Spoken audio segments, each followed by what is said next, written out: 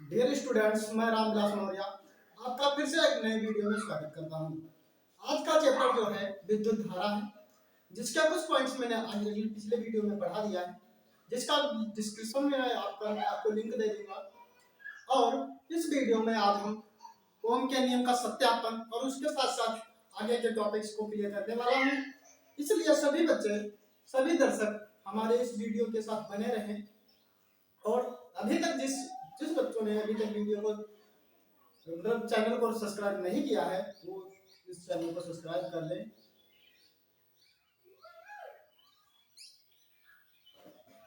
Dear students, मैं सबसे पहले आज बात करूंगा ओम के नियम की सत्यापन। ओम का नियम का सत्यापन। जो ओम का नियम है बच्चों,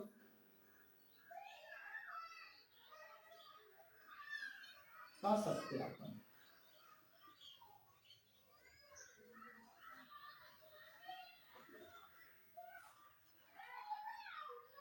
ठीक है, तो ओम का जो नियम होता है तो सत्य कहाँ पर होता है और कहाँ पर असत्य साबित होता है।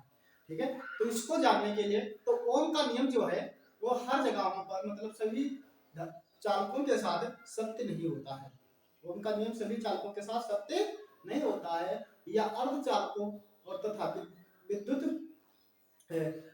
जो अर्ध चालकों तथा पदार्थों के साथ क्या होता है, धातुओं के साथ ये सत्य साबित होता है। धातुओं तथा विद्युत चालकों के साथ, अर्ध चालकों के साथ क्या होता है, सत्य साबित होता है।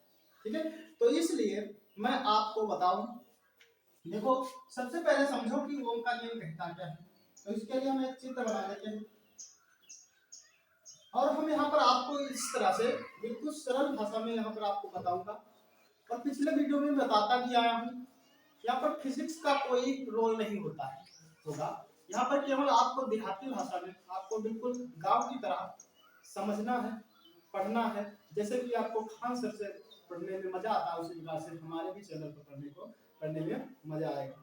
ठीक है, तो मैं आप सबसे क्या करता हूँ, मैं आप सबसे विनती करता हूँ, मतलब कहता हूँ, ठीक है, कि आप हमारे चैनल को सब्सक्राइब कर इसे डेली टू डेली प्रतिदिन देखते रहें। ठीक है, तो मैं आज यहाँ पर इस वीडियो को बिल्कुल आपको आसानी से ओम के नियम को याद कराने वाला हूँ। यहाँ पर कोई रटने की कोई बात ही नहीं होगी, क्योंकि यहाँ पर रटने वाला कोई काम ही नहीं होता है। इस चैनल पर कोई रटने वाला काम नहीं होता है। यहाँ पर केवल आपको सिखाया जाएगा और सीखी हुई चीज कभी आप लोग कोई भूलता नहीं है। ठीक है, तो देखिए अब यहाँ पर हम क्या करते हैं, एक यहाँ पर हम एक लगा देते हैं,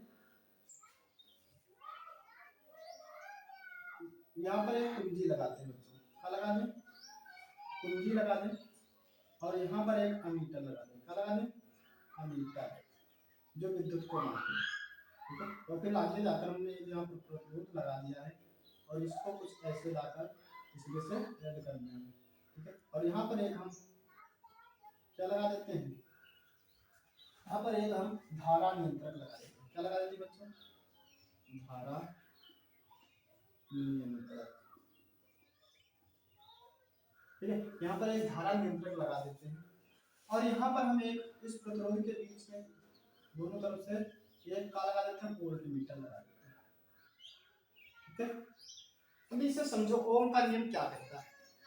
ओम का नियम कहता है कि किसी चालक तार की भौतिक अवस्था, जैसे लंबाई, तार की लंबाई पर उसकी मोटाई और उसके ताप में परिवर्तन ना हो तो क्या होता है, तो उसमें बहने वाली धारा तथा विभवांतर क्या होता है, समानुपाती होता है। धारा तथा विभवांतर क्या होता है, एक दूसरे का समानुपाती होता है। मतलब ये आपको किताब की भाषा से समझ नहीं आ रहा होगा, हम जानते हैं, क्योंकि कक्षा 10वीं के जो बच्चे होते हैं वो बिल्कुल भी इस तरह के नियमों को पढ़ नहीं पाते, याद नहीं कर पाते हैं।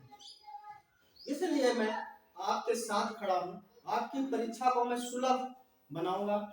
इसलिए आप सभी लोग हमारे इस चैनल को सब्सक्राइब कर लें। देखिए क्या कहते हैं, कहता है कि किसी चालक तार, देखो एक चालक तार है जिसमें इसकी कोई भौतिक अवस्था, जैसे लंबाई को ना बढ़ाया जाए ना घटाया जाए, ठीक है, ना इसका कोई मोटाई घटाई जाए और ना ताप में कोई परिवर्तन किया जाए। ठीक है, तो क्या होगा, वो तो होगा क्या, यहाँ पर अगर हम धारा कितने एम्पीयर की बहा रहे हैं, 1 एम्पीयर की धारा कितने एम्पीयर की बहा रहे हैं, 1 एम्पीयर की, तो क्या होगा, ये जो एम्पीयर है वो कौन नोट कर रहा है, यहाँ पर एक अमीटर हम लिख देते हैं और एक नोट बोर्ड लगा देते हैं और हम नोट करेंगे और यहाँ पर लिखेंगे, क्या लिखेंगे, नोट करेंगे और लिखेंगे। ठीक है, तो धारा धारा को हम कहाँ से दिखाते हैं, ठीक है, ये वोल्ट क्या है, एम्पीयर, धारा को हम कहाँ से दिखाते हैं, धारा का मात्रक क्या होता है, एम्पीयर होता है, क्या होता है बच्चों, एम्पीयर। ठीक, तो हम यहाँ पर धारा आई लिख देते हैं। ठीक है, और मात्रक एम्पीयर होता है। अब देखिए सबसे पहले हमने क्या किया, ये ओम का जो नियम है वो क्या कर रहा है, कहता ये है कि अगर धारा का क्या करेंगे, धारा को बढ़ाएंगे तो आपका विभवांतर भी क्या होगा, इंक्रीज होगा, बढ़ेगा, विभवांतर भी बढ़ेगा। ठीक है, कब बढ़ेगा, कब अनुपात समान रहेगा, जब इसमें ना कोई तार में छेड़छाड़ की जाए, मतलब लंबा छोटा ना किया जाए, इसकी मोटाई में कोई परिवर्तन ना किया जाए, टेम्परेचर में कोई परिवर्तन ना किया जाए और पदार्थ में कोई परिवर्तन ना किया जाए। ठीक है, तो इसकी धारा सदैव क्या रहेगी, नियत रहेगी, एक जैसी रहेगी, क्या रहेगी बच्चों, नियत रहेगी। बुखार आ रहा है, चलो देखते हैं। तो यहाँ पर देखिए, जब हमने 1 एम्पीयर की धारा यहाँ पर प्रवाहित की, तब हमें 3 वोल्ट का कितना मिला, 3 वोल्ट का विभवांतर मिला, कितना मिला, 3 वोल्ट का विभवांतर मिला। और जब मैंने धारा नियंत्रक के द्वारा धारा को इंक्रीज किया, बढ़ा दिया, तो बढ़ाने पर हमने क्या किया, 2 पर कर दिया, कितने, 2 एम्पीयर की धारा को बढ़ाया, 2 एम्पीयर पर करा तो यहाँ पर हमें 6 मिला। ठीक है, फिर मैंने धारा को और बढ़ाया, 3 किया तो यहाँ पर 9 एम्पीयर का 9 वोल्ट का हमें क्या विभवांतर मिला, 9 वोल्ट का विभवांतर मिला। यहाँ पर 4 किया, धारा का मान बढ़ा दिया तो यहाँ पर 12 मिला, और इस तरह से हम 5 करते गए तो यहाँ पर क्या हुआ,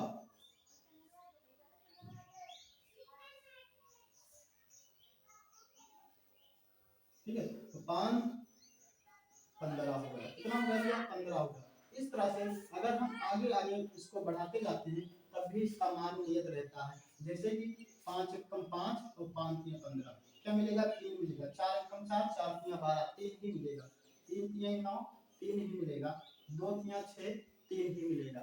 ठीक है, इस तरह से क्या होता है, यही ओम का कहना है। ओम का क्या कहना है कि अगर हम किसी, यदि हम किसी तार की भौतिक अवस्थाओं को ना बदलें, भौतिक अवस्थाओं को ना बदलें, तो उसमें बहने वाली धारा तथा विभवांतर, धारा तथा विभवांतर क्या होती है, एक दूसरे के समानुपाती होते हैं, एक दूसरे के क्या होते हैं बच्चों, समानुपाती होते हैं। तो आई आई बराबर समानुपाती v होता है। ठीक है, क्या होता है बच्चों, समानुपाती v होता है। आगे देखो,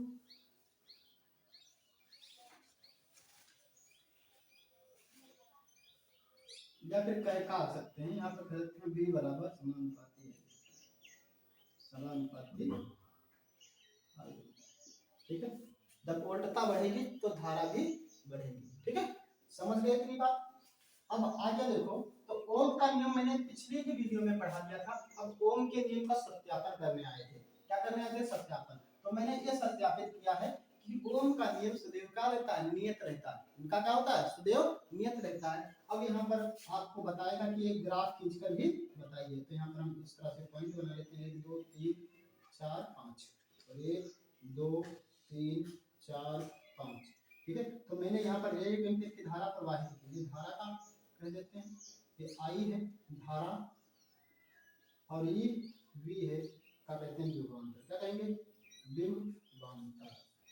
समझ गए इतनी बात। अब देखो, धारा 1 एम्पीयर की बढ़ाई तो विभवांतर हमें 3 का मिला, धारा 2 की कर दी तो 6 का मिला, धारा 3 की कर दी तो 9 का मिला, 4 की कर दी तो 12 का, और 5 की कर दी तो हमें 15 का मिला। मतलब अगर हम इन दोनों को डिवाइड करें तो हमें मिलेगा एक नियत, 2 3 4 5। ठीक है, तो एक हमें नियत रेखा में, एक सरल रेखा में हमें इनका अनुपात मिलता जाता है। यही कहता है का ओम का नियम का सत्यापन यही है। तो आपको क्या लिखना है, आपको लिखना है कि ओम का नियम हेडिंग डाल देना है और उसके बारे में लिख देना है कि ओम का नियम सभी चालकों के लिए सत्य नहीं होता है, या धातु चालकों के लिए सत्य तथा अर्धधातु चालकों के लिए भी अर्धधातु चालकों के लिए सत्य साबित होता है। इसमें एक बैटरी, एक स्विच बटन और एक का धारा को मापने के लिए क्या करते हैं, अमीटर लगाते हैं, और यहाँ पर एक विभवांतर लगाकर विभवांतर पर एक क्या लगाते हैं, वोल्ट मीटर लगा देते हैं, और वहां पर एक धारा नियंत्रण भी लगाते हैं जिससे हम धारा को घटा या बढ़ा सकें। इस तरह से आपको अपनी भाषा में लिख देना है और फिर इस तरह से आपको सारणी बनाकर उसे शो कर देना है, दिखा देना है। हम वादा करते हैं कि आपको जो एग्जामिनर होगा वो अगर 5 नंबर का प्रश्न होगा तो 5 के 5 देगा। कितने देगा? 5 के 5 देगा। लेकिन अगर आप रट कर गए समझ लीजिए आप को 5 नंबर नहीं मिलने वाले, 2 या 3 मिलेंगे। कितने मिलेंगे? 2 या 3 मिलेंगे। क्योंकि जब एग्जामिनर आपको थोड़ी लाइनें ऊपर से ही थोड़ा पढ़ता है और समझ जाता है कि बच्चा पढ़ के आया है या रट के आया है। ठीक है, तो इसलिए आपको रटना बिल्कुल भी नहीं है। हमारे चैनल के साथ बने रहो।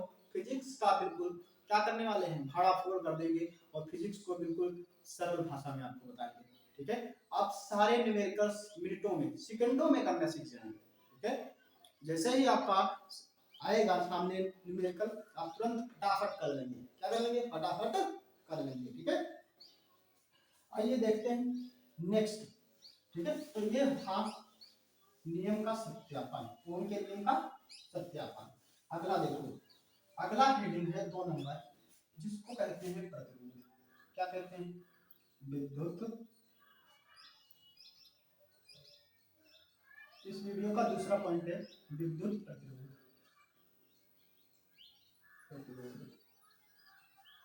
डियर स्टूडेंट्स, इसको भी समझना जरूरी है। ठीक है, प्रतिरोध होता क्या है? किसी चालक का वह गुण, किसी चालक का वह गुण जो विद्युत धारा प्रवाह को रोकता है या रोकने की कोशिश करता है। ठीक है, उसे हम विद्युत प्रतिरोध कहते हैं। उसे क्या कहते हैं? विद्युत प्रतिरोध कहते हैं। तो कहना है किसी धातु का वह या किसी चालक तार का वह या चालक का वह गुण जिसके द्वारा धारा का विरोध करता है। क्या करता है? ऐसे भी कह सकते हैं आपको, विद्युत धारा का जो विरोध करता है उसे हम क्या कहते हैं? प्रतिरोध कहते हैं। उसे क्या कहते हैं बच्चों? प्रतिरोध कहते हैं। ठीक है, तो आप इस तरह से भी इसको बता सकते हैं। आगे देखिए, तो विद्युत प्रतिरोध समझ गए क्या होता है। जैसे कि हम आपको उदाहरण के हिसाब से छोटा सा पॉइंट बताते हैं। जैसे कि एक चालक तार है। क्या है बच्चों? एक चालक तार है और इस तार में करंट फ्लो हो रहा है। क्या हो रहा है? करंट फ्लो हो रहा है, बह रहा है। ठीक, अब इसमें अच्छा एक और तार बना है, ये 1 मीटर है, ये 2 मीटर है। कितना है बच्चों? 1 मीटर है, ये 2 मीटर है। ठीक, सभी बच्चे कमेंट करके जरूर बताएंगे। जैसे एक तार है, इस तार में बताइए किस तार में सबसे ज्यादा प्रतिरोध होगा। ठीक है, तो हम बता दें कि इसमें ज्यादा होगा। देखो भैया, ये तार जो है किसी पदार्थ से बना है। कहाँ से बना है बच्चों?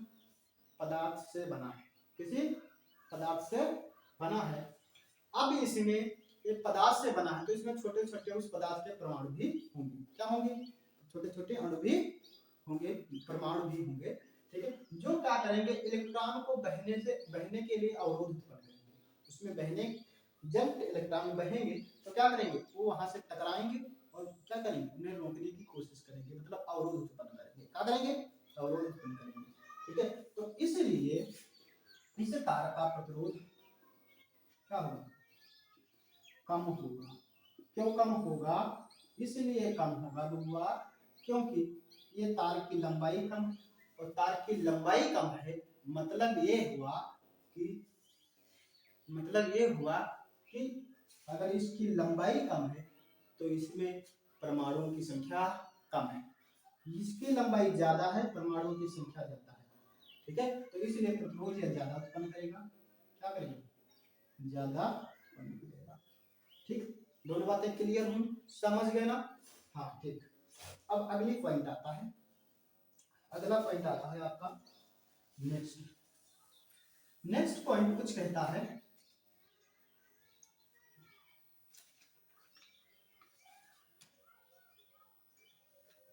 देखा प्रतिरोध से संबंधित कुछ महत्वपूर्ण पद, प्रतिरोध से संबंधित, प्रतिरोध से संबंधित कुछ महत्वपूर्ण पद। देखो कौन कौन से पद हैं, पद नंबर 1, पद नंबर 2। एक पद कहता है प्रतिरोधक। क्या होता है भैया प्रतिरोधक, क्या होता है? और दूसरी बात है आपको प्रतिवर्ती प्रतिरोध, प्रतिवर्ती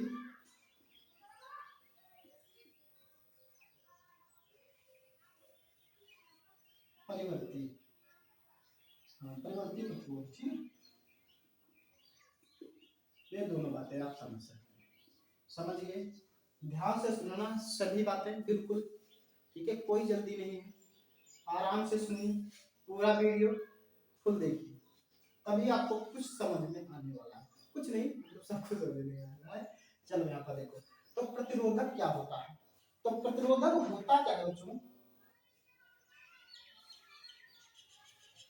लिखा वह अवयव जो किसी विद्युत परिपथ में धारा प्रवाह को रोकता है या धारा प्रवाह में अवरोध उत्पन्न करता है, उसे प्रतिरोधक कहलाता है। इसका उपयोग उन इलेक्ट्रॉनिक युक्तियों में किया जाता है जिसमें उच्च प्रतिरोधन की क्षमता होती है। भैया इसका काम है उच्च प्रतिरोध को कम करना, उच्च प्रतिरोध को कम करना। इसको अंग्रेजी में कहते हैं रेसिस्टेंटर। क्या कहते हैं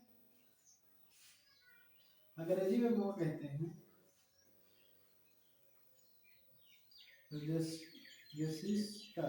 रेसिस्टर।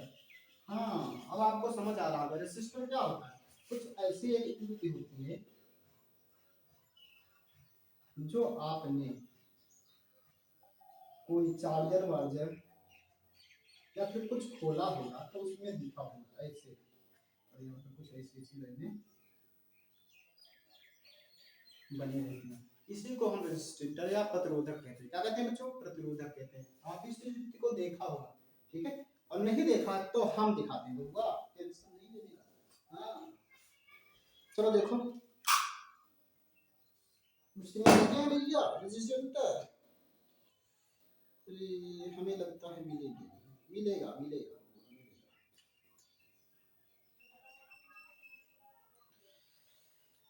एक छोटा सा होता है,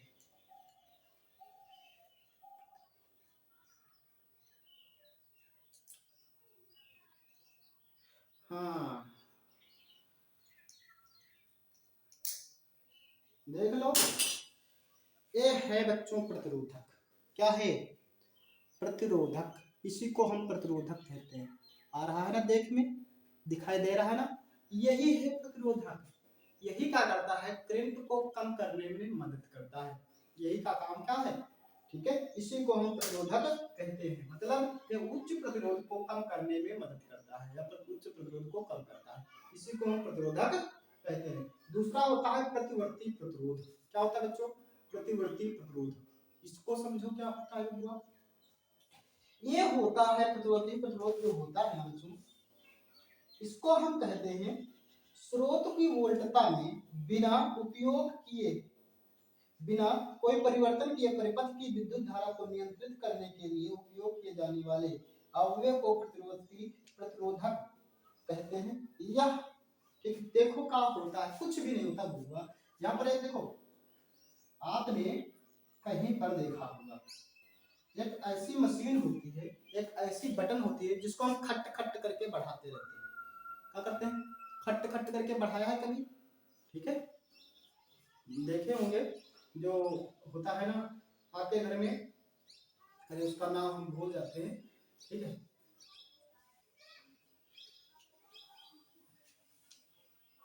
चलो देखो बाद में बताते हैं। ठीक है, तो इस तरह का जो होता है बीज, ठीक है, एक इतनी बड़ी डिवाइस आपके घर में होती है कई बार, ठीक है, जिसको क्या करता है, जो प्रतिरोध उसको करंट को बढ़ाने में मदद करता है, विद्युत धारा को बढ़ाने में मदद करता है, उसी को हम क्या कहते हैं, प्रतिवर्ती प्रतिरोध। क्या कहते हैं, प्रतिवर्ती प्रतिरोधक, सॉरी प्रतिरोधक, प्रतिवर्ती प्रतिरोधक होता है। एक बटन होती है जिसको हम खट खट करके बढ़ाते हैं, जिसमें नंबर भी दिए रहते हैं, 1 नंबर, 2 नंबर, इस तरह से 2 number, 3 number, 4 number, 5 number, 6 number, इस तरह से दिए होते हैं। और इसमें एक एरो बना रहता है, इसको कट कट करके हम बटन को बढ़ाते हैं, विद्युत बढ़ जाता है, घट जाता है। आपके वहाँ गांव में पर्दा चलाने वाले लोग आते हैं तो उसके साथ लेकर उसे आते हैं, उसे साथ लेकर आते हैं ना, ठीक है। आपने देखा होगा जब वो लाइट से कनेक्ट करते हैं तो क्या करते हैं, विद्युत धारा को कम करते हैं, और इन्वर्टर से उसे जनरेटर से चलाते हैं तो उसको बढ़ा लेते हैं, क्योंकि जनरेटर क्या करता है, विद्युत को सीमित देता है, और लाइट जो होती है कम देती है, और जनरेटर मतलब है उसको विद्युत सप्लाई करता है। ठीक है, चलो आगे देखो, आगे समझो। ठीक है, तो वही होता है प्रतिरोधक, वही क्या होता है, प्रतिरोधक। तो कह देना, क्या कह दोगे इसमें, इसकी परिभाषा को लिखते हुए, लिखा है स्रोत की वोल्टता में बिना प्रयोग में कोई परिवर्तन किए। जो स्रोत जहां से लाइट आ रही है भैया, यहाँ से लाइट से एक खंभा लगा है और यहाँ से आपके घर में लाइट आ रही है, ठीक, तो इसमें कोई परिवर्तन ना हो। आप चाहते हैं कि हमारे घर में बिजली तेज आए, यहाँ पर कोई परिवर्तन ना हो, लाइट पावर हाउस से उतनी ही आए, और आप चाहते हैं अपने घर में क्या हो, लाइट फुल रहे, लाइट ज्यादा रहे, ठीक है, तो आप क्या कर सकते हैं, इसी डिवाइस को लगा सकते हैं, जो क्या करेगी, आपकी लाइट को नियंत्रित करेगी। क्या करेगी, नियंत्रित करेगी, बढ़ा सकते हैं, क्या करते हैं, बढ़ा सकते हैं। ठीक है, अगला देखो।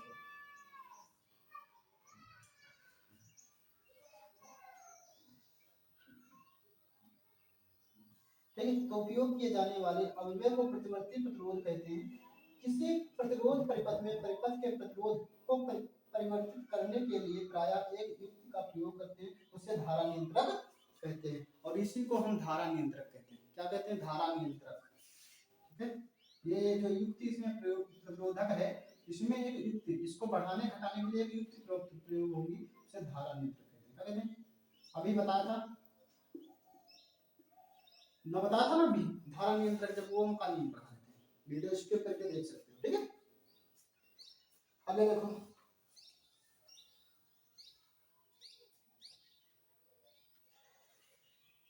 अब आता है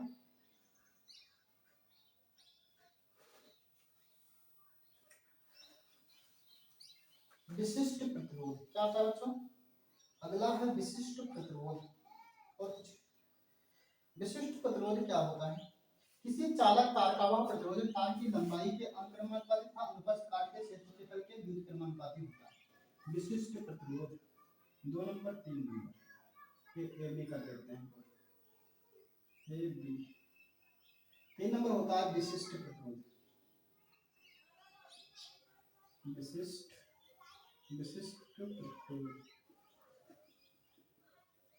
विशिष्ट प्रतिरोध भैया इसे समझो क्या है, मतलब ये कह रहा है कि किसी चालक तार का प्रतिरोध तार की लंबाई, प्रतिरोध चालक का प्रतिरोध तार की लंबाई तथा लंबाई के अनुक्रमानुपाती तथा अनुप्रस्थ काट के क्षेत्रफल के व्युत्क्रमानुपाती होता है। क्या होता है,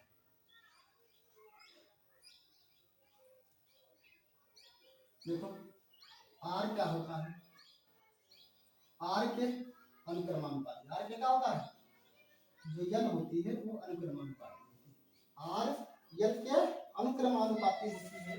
मतलब प्रतिरोध क्या होता है, लंबाई के अनुक्रमानुपाती होता है। क्या होता है,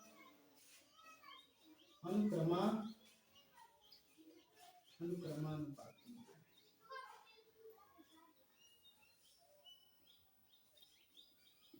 होता है। परंतु परंतु क्या होता है, अगला देखो,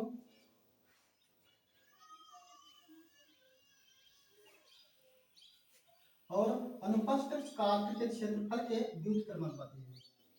इसके क्या होता है, व्युत्क्रमानुपाती होता है, अनुप्रस्थ काट के क्षेत्रफल के लिए व्युत्क्रमानुपाती होता है। मतलब ये कि r बराबर वन बटे क्या हो जाएगा, ए हो जाएगा। ठीक है, ये है विशिष्ट प्रतिरोध। क्या है बच्चों, विशिष्ट प्रतिरोध है। इसको आगे बढ़ाओ, आगे बढ़ाते हुए क्या लिखते हैं, ठीक है, जब हम इन दोनों को आपस में ऐड कर देते हैं तो क्या करते हैं, इन दोनों को विशिष्ट प्रतिरोध और प्रतिरोध को, ठीक है, इन दोनों को अगर तीन कंपोनेंट को हम आपस में ऐड करते हैं, नंबर एक समीकरण, समीकरण एक व समीकरण दो को जोड़ने पर हमें क्या मिलता है बच्चों, हमें मिलेगा आर बराबर एक बटे ए, और यहाँ पर एक नियतांक आ जाता है, यहाँ पर आ जाएगा तो आर बटे क्या हो जाएगा, आर बटे यल बटे आर बटे, इन दोनों को अगर आपस में हम इनको जोड़ेंगे, इसको और इसको, इन दोनों नियमों को अगर जोड़ेंगे तो कुछ इस तरह से, एक नियम और दूसरा नियम ये, ठीक है, इसको आपस में जोड़ेंगे तो हमें मिलेगा बुआ कुछ ऐसे, आर बराबर यल बटे का ए, और यहाँ पर एक चिन्ह बन जाएगा काय का, ठीक है, नियतांक बनेगा जिसको कहते हैं, इसको क्या कहते हैं, रो। भैया देख लो, ये है रो, ये है रो, ठीक है, समझ गए ना, क्लियर इतनी बातें, ठीक है। तो अगला हम अगले वीडियो में पढ़ाएंगे।